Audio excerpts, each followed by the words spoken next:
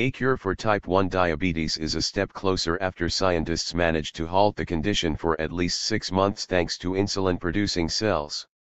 Experts from U.S. hospitals and institutions including Harvard University managed to transplant cells into mice, which immediately began producing insulin. The team was also able to show they could prevent the cells being rendered useless by the body's own immune system, which was effectively switched off thanks to scientific work. It means a cure for type 1 diabetes, which affects 400,000 people in the UK, could be much closer. Scientists are now working to replicate the results in people with the condition. The findings build on the news at the end of 2014 that experts had discovered how to make huge quantities of insulin-producing cells. The man who led that breakthrough, Harvard professor Doug Melton, who has been trying to find a cure for the disease since his son Sam was diagnosed with type 1 diabetes as a baby, also worked on the new studies. The human islet cells used for the new research were generated from human stem cells developed by Professor Melton. Following implantation in mice, the cells immediately began producing insulin in response to blood glucose levels and were able to maintain blood glucose within a healthy range for 174 days, the length of the study. The findings are published in the journals Nature Medicine and Nature Biotechnology and were made possible with funding from the Juvenile Diabetes Research Foundation, JDRF.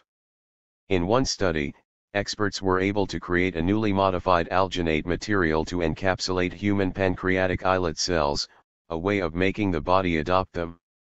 The modified alginate, a material originally derived from brown algae, was used to prevent the body triggering an immune response which can lead to the buildup of scar tissue and the cells ultimately being rendered useless. Scientists created a library of almost 800 alginate derivatives and evaluated the immune response to each of them.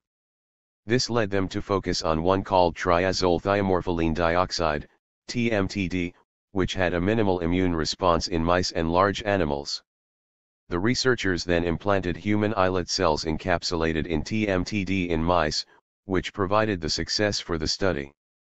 JDRF's Vice President of Discovery Research, Julia Greenstein, said, "Encapsulation therapies have the potential to be groundbreaking for people with type 1 diabetes. These treatments aim to effectively establish long-term insulin independence and eliminate the daily burden of managing the disease for months, possibly years, at a time without the need for immune suppression."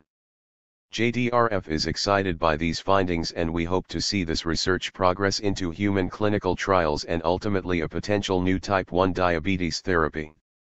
Senior author of the research, Daniel Anderson, who is Associate Professor at the Massachusetts Institute of Technology's Department of Chemical Engineering, said, "We are excited by these results, and are working hard to advance this technology to the clinic."